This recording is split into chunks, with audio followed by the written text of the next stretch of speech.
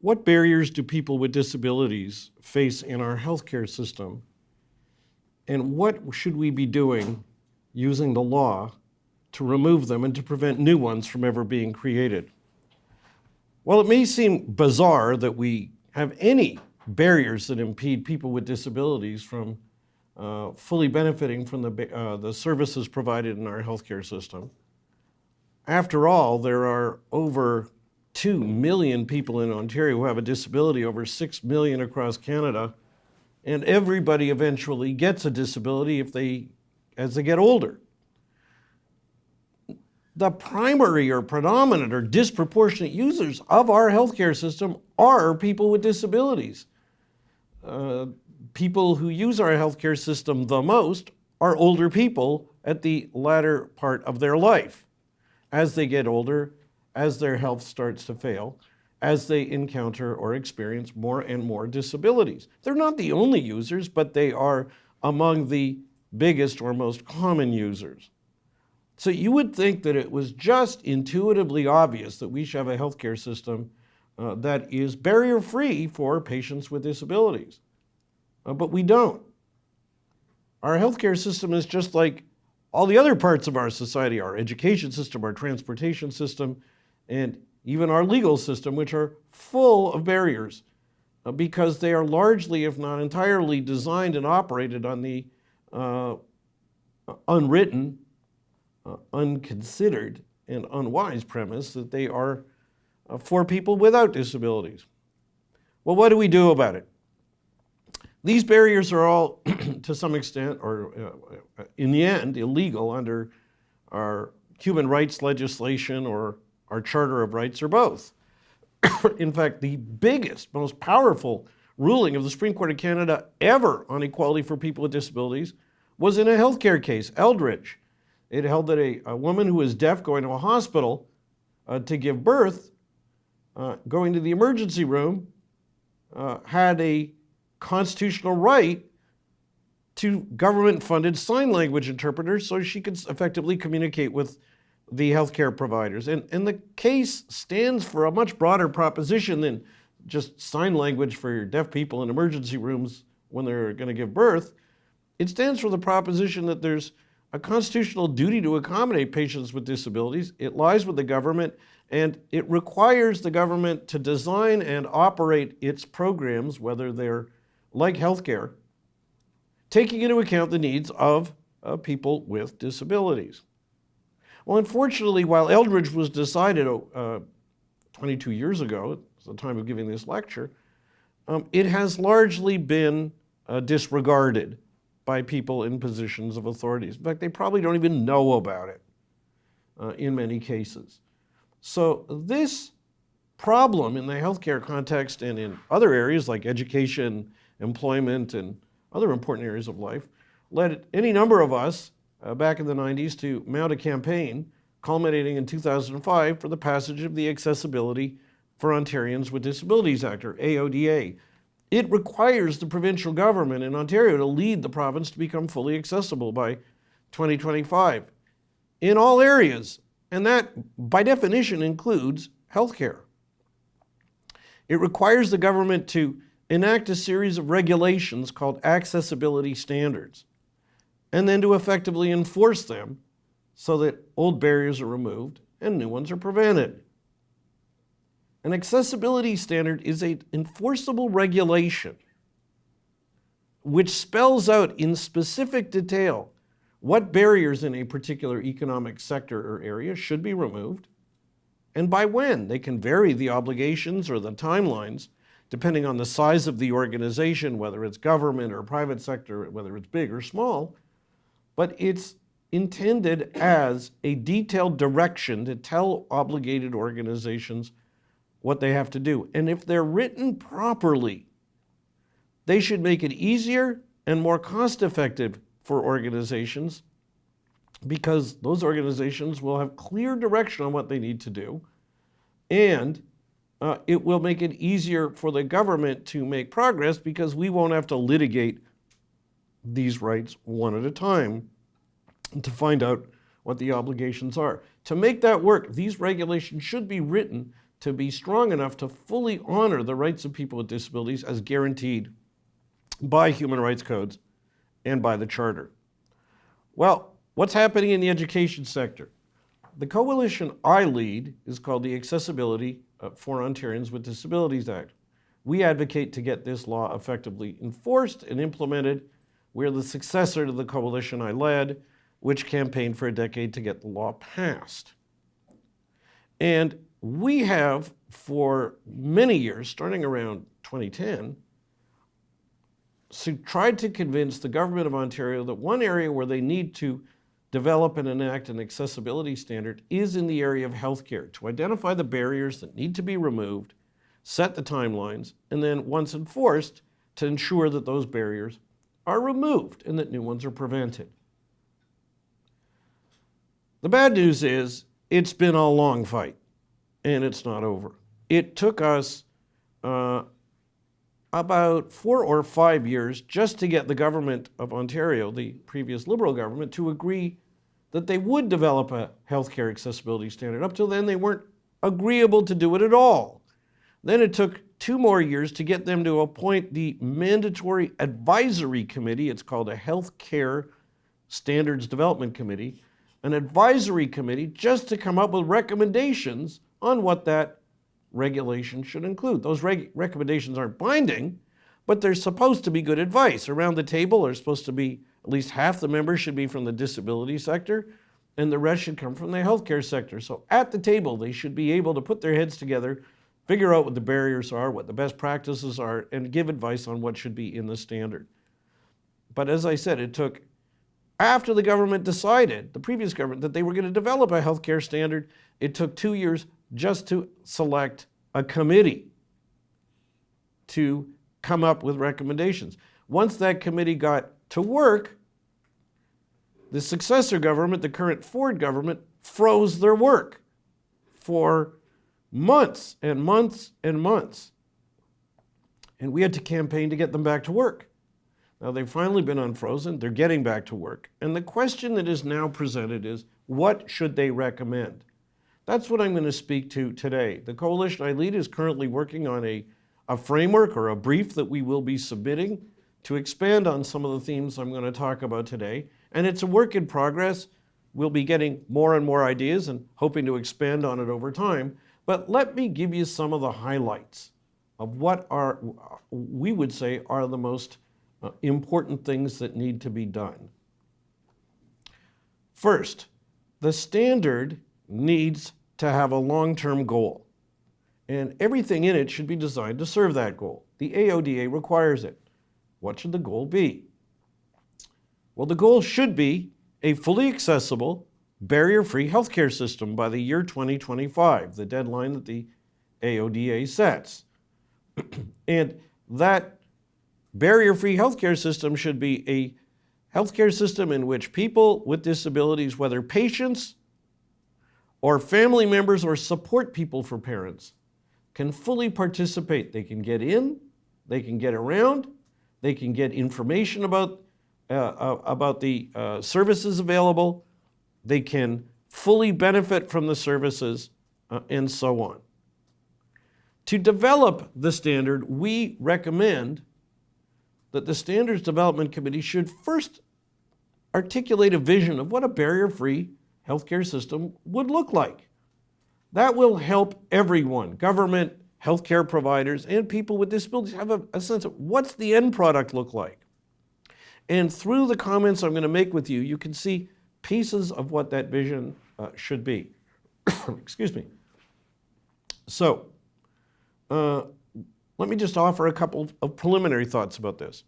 First is, this is a sector where we should be able to make substantial progress.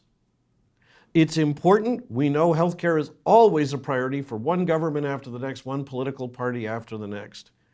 Obviously, it goes to our life and our health and our futures. It's not a trivial service that we're talking about. Moreover, it touches on everybody's lives. This is not some narrow sector of our society. Indeed, these barriers in the healthcare system will ultimately hurt everybody, because as everybody gets older and needs the healthcare system more, The more they need the system, the more they're going to run into these barriers. But it's also a sector in which we are especially well positioned to make progress. Our healthcare system is publicly funded. So there is a better opportunity for ensuring that we can make more progress sooner. Moreover, our healthcare system is in no small part publicly planned. You know, individuals, healthcare providers may make individual decisions on where they may open their office or whatever, but a lot about our healthcare system is centrally planned. That provides us the unique opportunity to plan for accessibility. And we've learned that unless you plan for accessibility, accessibility typically doesn't happen as often as it should. Not only that, but healthcare is undergoing ongoing, rapid innovation and reform.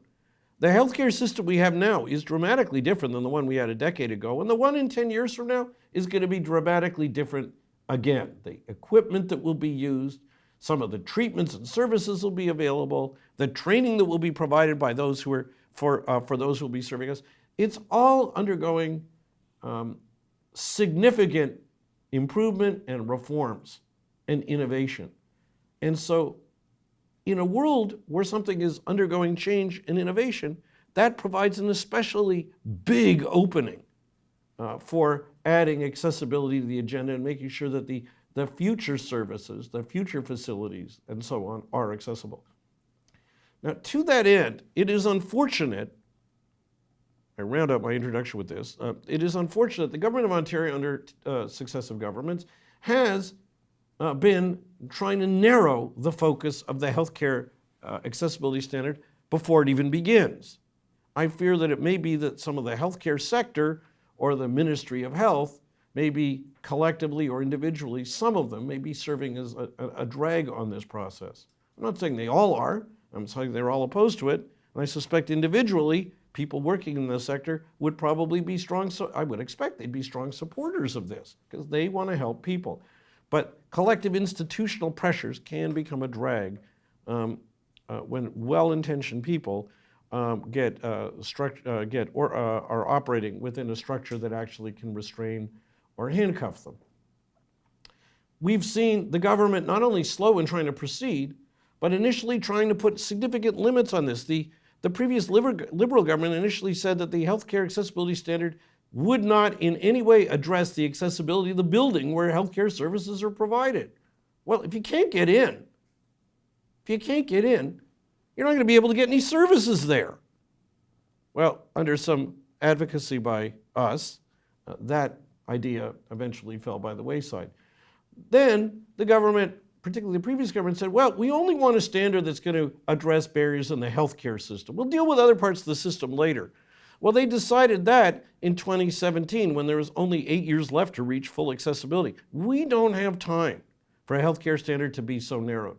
So we are calling on the Healthcare Standards Development Committee to make recommendations that would apply to all healthcare providers, not just hospital. Many, if not most people, get most of their health care most of the time outside the hospital system. And we would not want a healthcare system that tells people with disabilities, the only place you can get accessible services, go to the hospital. Because that will make the lineups at hospitals even longer and more unbearable than they are right now.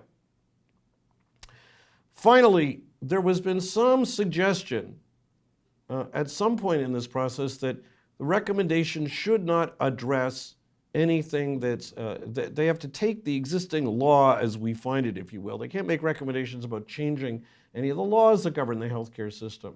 Well, those laws are the product of a system full of barriers. And if they get in the way, proper accessibility means we got to modify those laws. And we will be calling on the Healthcare Standards Development Committee not to listen to anyone who says, oh, don't make recommendations that might mean we might have to change some of our laws. Accessibility is all about changing, including, where necessary, changing laws.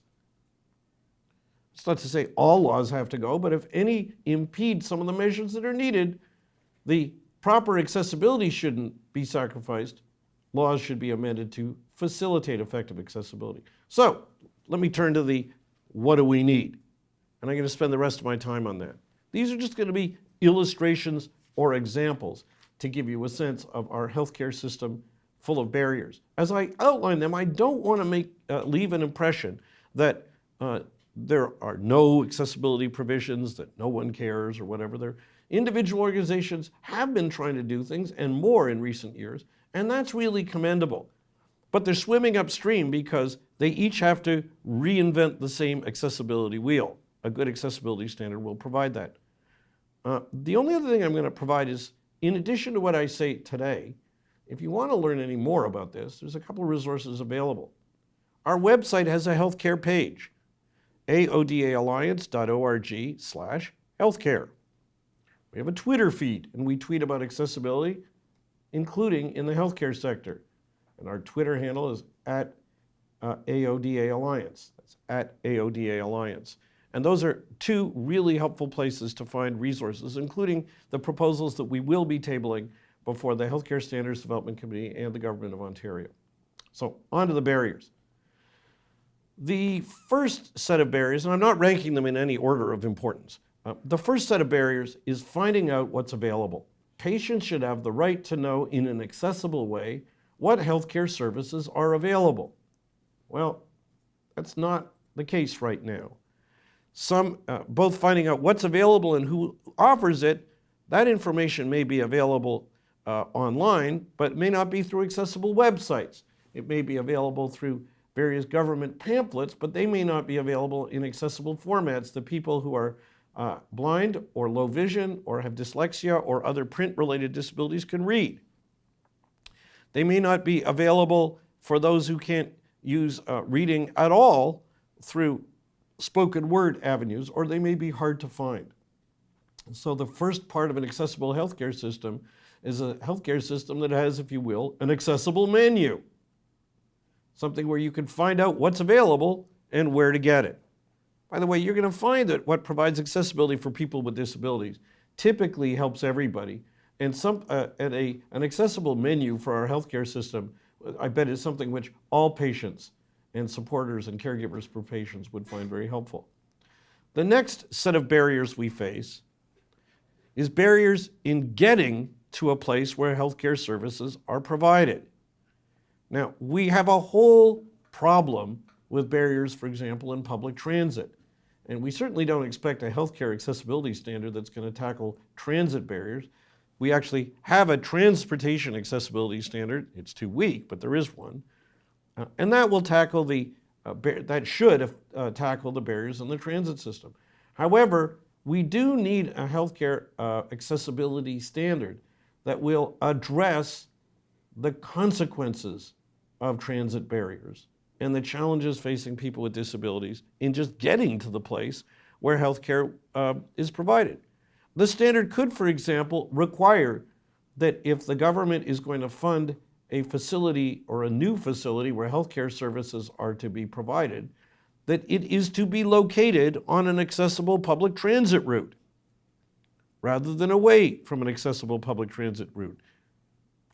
That, for example, could include a requirement that appointments that are given for those who go to see a healthcare provider be more flexible in timing for patients with disabilities, because if they're dependent on paratransit like Wheel-Trans here in Toronto, they may not be assured that they can get there on time.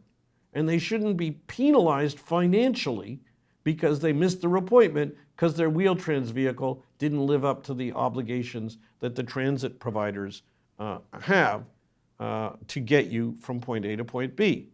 See, we have a public transit system full of barriers. Therefore, some people with disabilities, including some patients, have to use paratransit. Paratransit is nowhere comparable in service, and sometimes you end up being late. And we need the healthcare accessibility standard to accommodate that reality and alleviate the hardship it can provide for people with disabilities. Those are just a couple of examples. With respect to the next step is, and this one will be, I've already adverted to, is we need to address the barriers in the built environment in our healthcare system. Now, you would think that hospitals and other healthcare facilities would be designed to be fully accessible, since you walk around them, you see, for example, patients in wheelchairs and stretchers and so on. However, unfortunately, our old hospitals were not designed that way, and our new hospitals, you might think new buildings, well, they'd get it right now because we know better. Sadly, they don't. And we are further hamstrung by the fact that our laws, which are supposed to provide for an accessible built environment, have a double whammy. First, our Ontario Building Code and the few accessibility standards that address anything about the built environment under the AODA are woefully inadequate. You can build a building and be fully compliant with them and yet be replete with accessibility barriers. A brand new building can be replete with accessibility barriers even though it complies with those laws entirely. Now, the Human Rights Code guarantees rights in relation to physical access to healthcare providers. Years ago, the Ontario Human Rights Tribunal found against, I believe it was a chiropractor who had an inaccessible office. Why a chiropractor would have an inaccessible office is beyond me, but in any event, they were subject to a ruling against them under the Human Rights Code. But we nevertheless face this reality. So what kind of barriers, so that's the first problem. Our general built environment regulations are inadequate. And our second problem is they don't address the specific needs that patients with disabilities or caregivers with disabilities would experience in a healthcare facility. They are general, not targeted specifically at healthcare. So what we need is and what we propose is that the healthcare accessibility standard include detailed requirements for the physical accessibility of facilities in which healthcare services are provided, both for new ones and, in the case of old ones, retrofits to which where readily achievable to maximize their accessibility as well. So what kind of things might that involve? Well, I'm just going to give you a few examples. How about ensuring that we know whether the bathroom is for men or women or universal? We put signs up with print on them for sighted people, but we don't necessarily put up signs in Braille or large print or tactile letters for the benefit of people with vision loss. Now, those signs aren't super expensive. Now, you might think, well, come on, in a new hospital, they would do that. Go to the brand new Women's College Hospital in the middle of downtown Toronto, opened in 2016, I believe it was, in the middle of the city. And if you go to the main floor, they've got men's and women's washrooms, and they do have signage, which has Braille on it. I read the Braille. It says 1992. It's the room number. Now, I don't know about you, but I've never known the room number of a bathroom, nor have I asked for it, and if I ever asked, no one would know what to tell me. But there, when this opened, they put Braille room number on the bathroom sign. It's important to have accessible parking, but it's important for the accessible parking to be near the door, because people with mobility needs can include people with fatiguing conditions. And they don't usually come to the hospital because they're feeling great. And so if they are going to park, and there's going to be an accessible place for them to park, it should be required to be as close to the door as possible. Not the case right now. If there is accessible parking, you're going to have to pay for it. How about ensuring that the electronic kiosk where you pay for your parking is an accessible electronic kiosk? Again, I don't have to be cited to wonder if you're looking at me aghast, but you can't imagine that they would ever do something any different. Let's go back to that Women's College Hospital. They did create an accessible parking area, but when you go in the doors, there is an electronic kiosk to pay, but it's at standing height for the accessible parking spots. We can do better.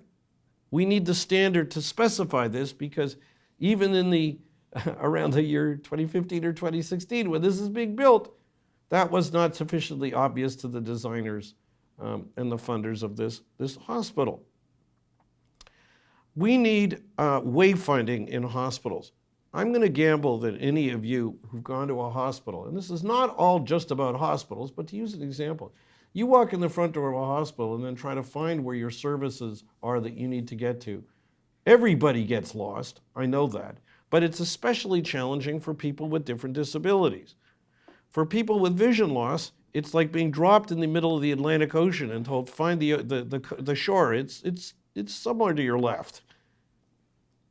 Tactile markings on the floor, like they've provided here at Osgoode Hall Law School now, and the new carpets that go down the main floor, are easy to install that provide a path of travel. They are useful not only, if properly color contrasted, not only for people who are blind, but for people who are low vision, as well for people with some learning or cognitive disabilities. Some refer to those kind of supports as a cognitive ramp. And I'm going to gamble if they were laid in the floor in a way that would be helpful for people with disabilities, they would end up being helpful for everybody else who gets lost in the hospital too. These are just a few examples. We could give you many, many, many more to illustrate this. But hospitals or other healthcare facility should be designed in a way and operate in a way where its built environment is accessible. Now, what about old buildings? What do we do about them? Now, admittedly, there's less, it's going to be harder to do things, but that doesn't mean we do nothing. How about this? Just as a simple starting point, aside from the braille on the bathroom doors, how about not leaving chairs or desks or tables in a narrow hallway between offices that patients might walk along? Moving a piece of furniture out of the way shouldn't be a big deal, but for patients going through offices, it can be a big deal when they're in their path. Moving them doesn't cost anything. Doesn't require architects or buildings or renovating. Just one example. There are many more that can be given. That's the physical building. Let's go assume we've figured out what service we need and we've gotten in the building. The next barrier we face, and patients with disabilities too often can face, is being able to effectively notify the healthcare provider in advance that they have a disability and they may have some accessibility needs, so that the healthcare provider can plan for it in advance and the patient can facilitate getting those accommodations. It is beyond debate that it is easier to accommodate if the service provider knows in advance. Somebody walks in on the day of the appointment and says, I need this, that, and the next thing, and the organization is then going to be left scrambling to figure it out, whether it's a small doctor's office or a huge hospital. And if the healthcare provider puts in place a process, a contact person, a link to click, where they can alert in advance that they may have accessibility needs, that they've got a disability, and to put in process a request, that alone could help expedite quicker service and greater efficiency across the board. In a large organization like a large hospital or other healthcare provider facility, it's especially important since everybody, I should say, tends to work in little silos, and an individual looking just to find who the heck do I talk to can be as lost as a visually impaired person in the foyer of some massive hospital with no markings on the floor to direct them to something as obvious as the elevators.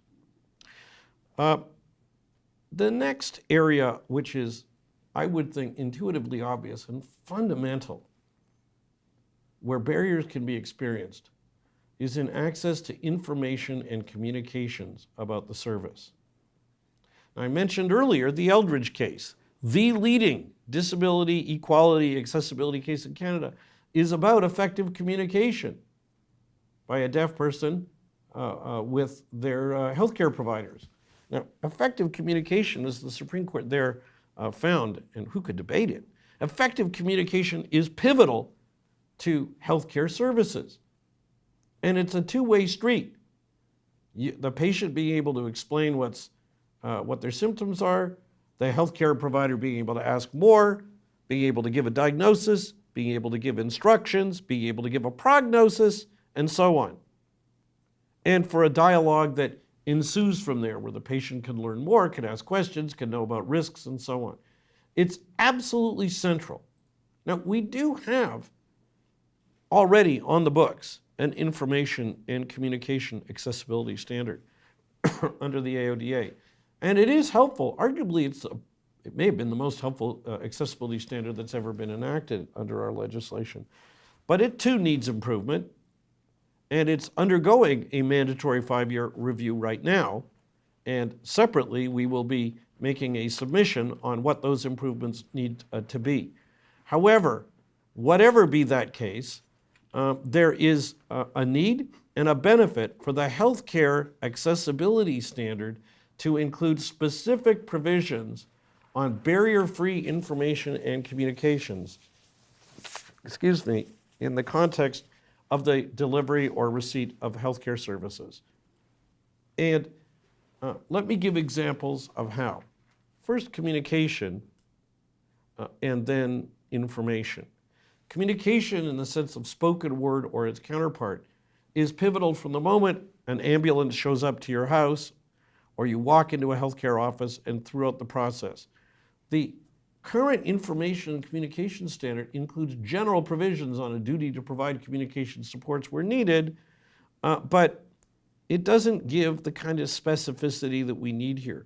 For example, ambulances should be, in all cases, required to be equipped with the communication equipment that may be needed. It might be as simple as an iPad, so you can have access to remote services like sign language interpretation. You no longer have to have the sign language interpreter right there on site.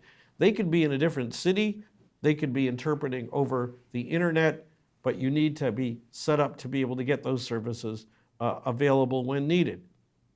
Similarly, for people with other kinds of communication disabilities, deafness or hearing loss is not the only communication disability. We need our ambulances to be equipped for these because we need them, and once they're equipped, once it's available, it's there, and then the service can be provided centrally. Other kinds of communication supports can be on site in the facility or available remotely, whether it's to a doctor's office, a chiropractor's office, an occupational therapist's office, whoever it may be. And those services will be more efficiently and economically provided if the government were to orchestrate their central availability. It may be that individual healthcare operations will be covering the cost on a per use basis, but if they all have to go out and try to track down the appropriate services, it's going to be far less efficient and far more expensive. If, on the other hand, the government can organize a bulk service, this can be made quicker and easier and cheaper for the healthcare provider. Therefore, we'd like to see the accessibility standard requiring the provincial government to do that. We don't see this standard as simply imposing obligations on individual healthcare facilities. It should also, as this illustrates, impose obligations on the government where it, in its planning role, is in a position to make a significant difference and to make that difference in an economically efficient way. I talked about communication. I want to talk to you for a couple of minutes about information. Beyond the spoken word, there is a lot of information sharing that is done through the print medium. It could be that when you arrive at a healthcare provider's office that they hand you a form to fill out for your medical history. Or they might hand you an iPad or other tablet, not the pill tablet, but the electronic tablet, to get information down about your background, your symptoms, your allergies, and so on. There is information that can be provided either online or in hard copy about a diagnosis that you've gotten, or about exercises that you should be undertaking, or about procedures that you need to follow to prepare for a test or a procedure or a treatment. There's a lot of this information that's available in printed form. The problem is this all creates barriers for people who have print disabilities, either because they are blind or low vision, dyslexic, or they have other disabilities that affect their ability to read printed matter, and so on. What's the solution? Well, the Information and Communications Accessibility Standard covers it to a point, but we need the healthcare standard to provide greater detail for the healthcare standard and broader requirements in some cases. So, for example, we already have website accessibility requirements, but smaller businesses are exempted from them. Yet there's no reason why a doctor's office, even if it's a small doctor's office, if they're putting up a website, can't make that website accessible, especially if it's supposed to be an efficient avenue to book your appointment. This is neither rocket science nor expensive. And what you do to make a website accessible for the access technology that we blind folks use tends to make it easier to use for everybody, a recurring theme in this presentation. So we would see benefits in extending some targeted obligations that the Information Communication Standard left some organizations out of, or putting them in greater detail, or having tighter timelines.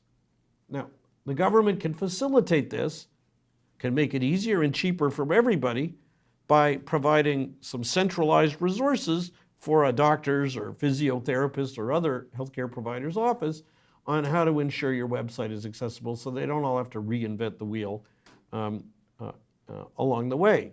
They could make it easier and cheaper. If it's done right, those being regulated should, instead of saying, "Why are you regulating me?" should be saying, "Heck, thank you. That makes my service better. And by the way, it's free? That's even better." So we think that this can be done cleverly and efficiently if the government were to design it the right way. In terms of printed information, it is cheaper and easier to make that information available quickly through alternative formats, whether through Braille printers. I don't expect every healthcare facility to go buy a Braille printer, but centralized services could be available. You just email it over, it's printed, it's stuck in the mail, it's post-free.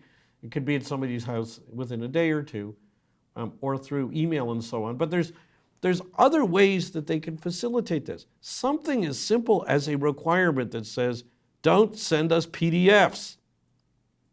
Many of you may not know this, but PDFs can present serious accessibility problems. Now, Adobe claims there are ways to retrofit them. Our suggestion is it's better to, when you create a document originally in a program like MS Word, it begins as an accessible document. Why don't you just keep it in that format and make it available? If you want to send a PDF, go ahead and send a PDF. Just send it in Word also. And by the way, if anybody says, "Oh, if you send it in Word, it can be altered," A, you can still alter a PDF, and B, who cares if someone alters it? It's not a contract that someone's going to a court to enforce, and if they did alter it, it's a fraud anyway. But if it's a brochure telling you about the steps you need to take to prepare for your medical test or whatever it may be, it isn't such a big deal if it's available in Word, and it's not an added cost. Let me offer one more thought about information generally. I'm going to focus in a minute on it in a more specific context. A critical piece in terms of providing information in an accessible format is enabling patients with disabilities to deal with that information or communication in private. Well, for people with disabilities, privacy in the healthcare system can be a real problem. How many of you have gone to a doctor's office where they give you a form to fill out about your history? Can you imagine if you couldn't fill it out yourself due to a disability, and the solution was that the receptionist says, "Okay, I'll fill it out. So tell me, what diseases have you had?" in the lobby of the waiting area of the doctor's office or other healthcare provider. This really happens. It's not an onerous burden, but it is an important responsibility for healthcare providers, if they're going to engage in that communication, to offer the patient an opportunity to have that discussion in private. Patients may be reluctant to ask. And they shouldn't have to. If they need the help, if they ask for the help filling it out, it should be automatic and easily arranged for them to have the chance to fill it out in private.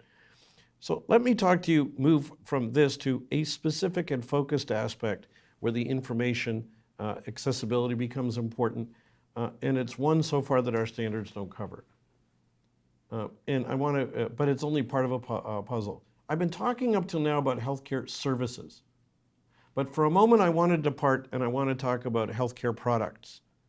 We all, at some point, need to use various healthcare products. The most obvious one are medications, but there are other ones. It may be some device that we have to use, a monitor or something like that. These need to be designed and made available based on principles of universal design with accessibility built in.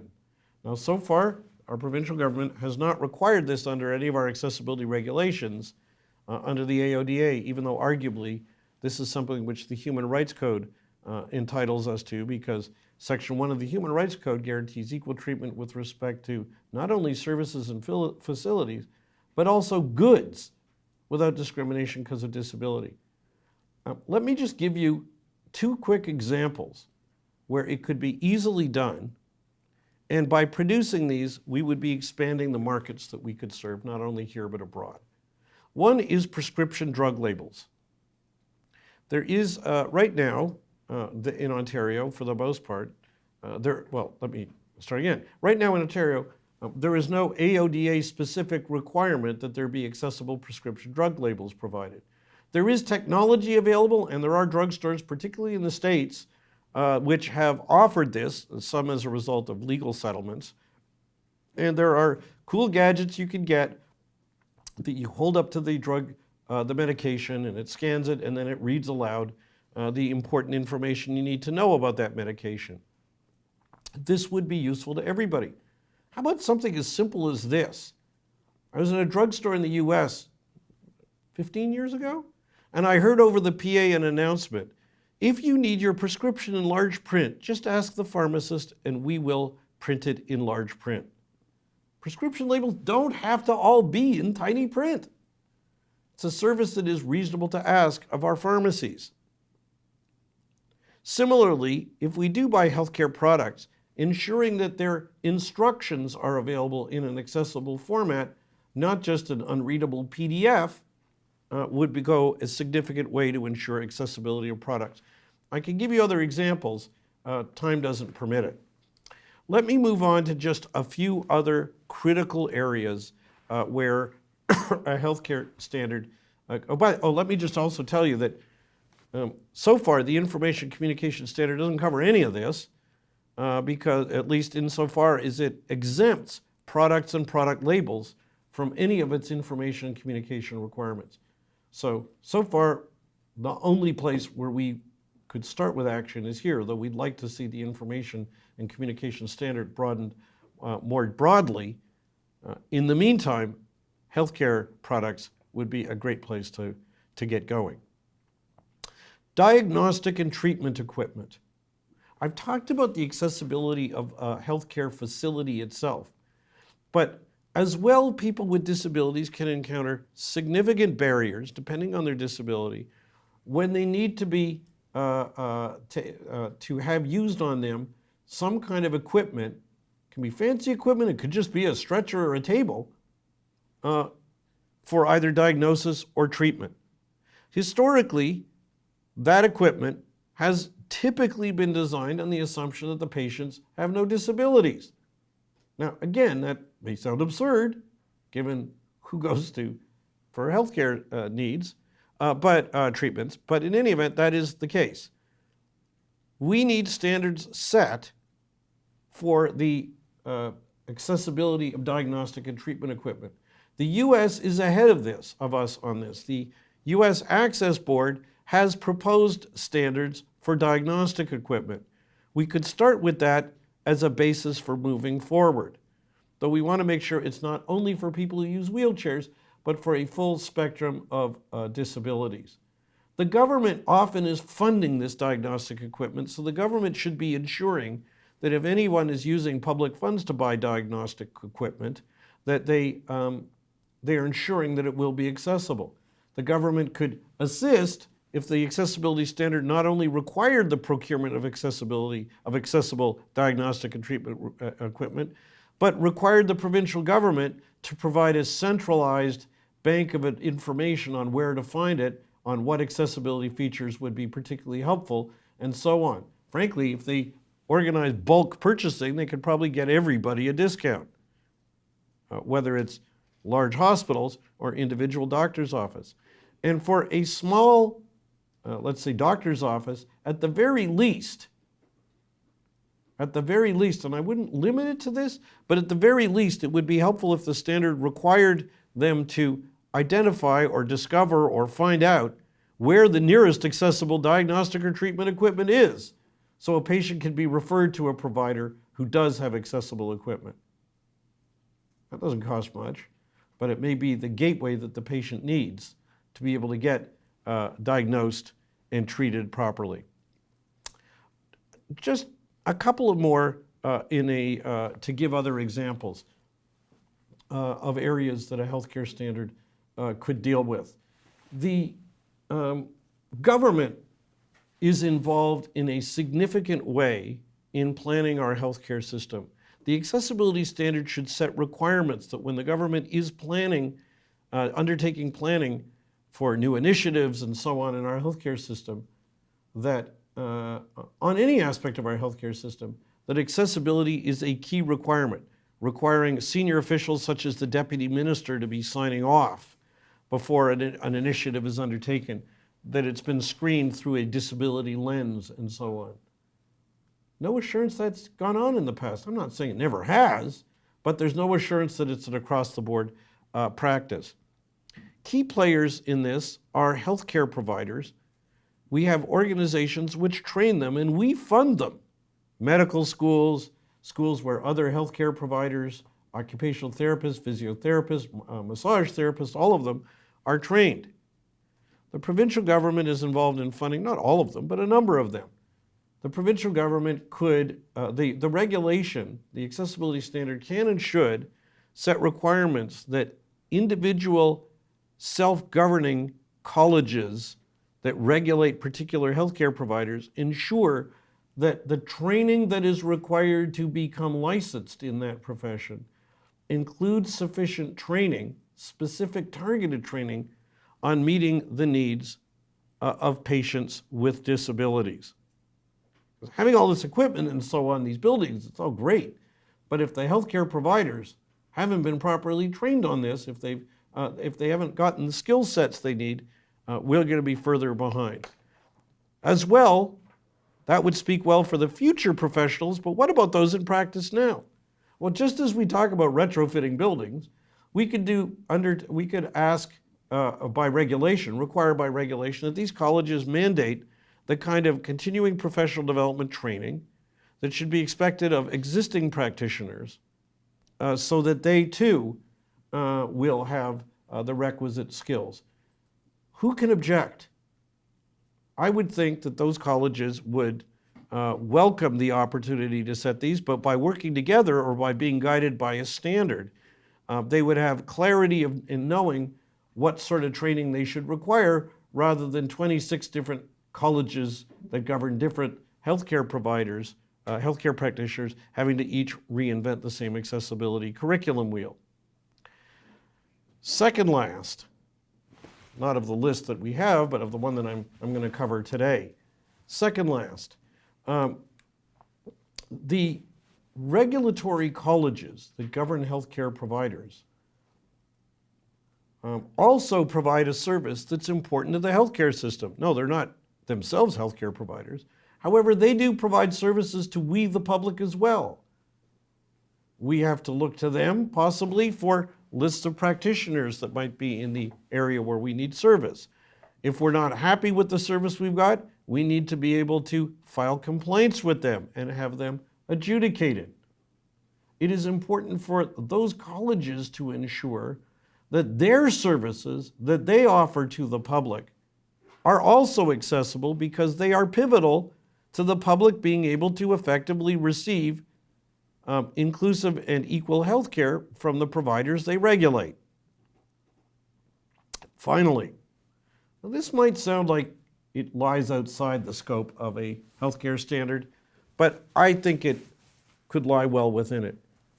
It is important, or it would be helpful for this standard to address the context or the circumstances facing people with disabilities who are working in the healthcare sector.